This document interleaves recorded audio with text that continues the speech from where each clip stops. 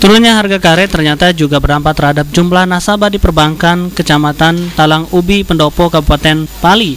Pasalnya, mayoritas penghasilan masyarakat dari sektor perkebunan, khususnya perkebunan karet.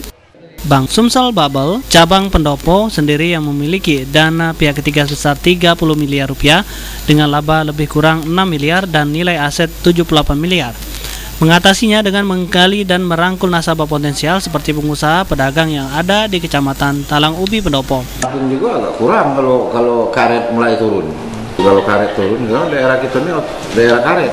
Sini kita ya nyari-nyari ke sekolah dana tuh. Kalau memang penabung ini yang dari karet itu agak turun. Dari pengusaha-pengusahanya lah, yang dagang. Kadang-kadang kalau pinjaman untuk sementara ini kan rasanya tidak begitu tersendat, masih angsur masih biar karet turun masih, sebab dia itu pinjamannya kan tidak terlalu besar.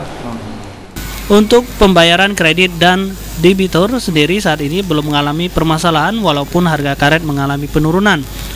Hal tersebut disampaikan Kepala Bank Sumsel Babel cabang Pendopo yang ditemui di sela acara syukuran menempati kantor baru yang juga dihadiri unsur musbida dan masyarakat yang berada di sekitar lokasi kantor baru. DPK kita sekarang 35M. Iya. 35.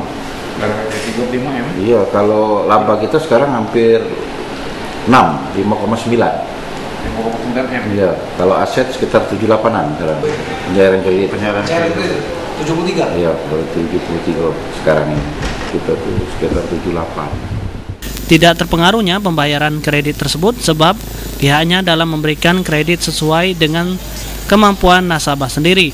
Bahkan tahun ini, Bank Sumsel Babel cabang Pendopo sudah menyalurkan dana kredit sebesar 73 miliar dari target 78 miliar untuk tahun 2013. Anton, PAL TV.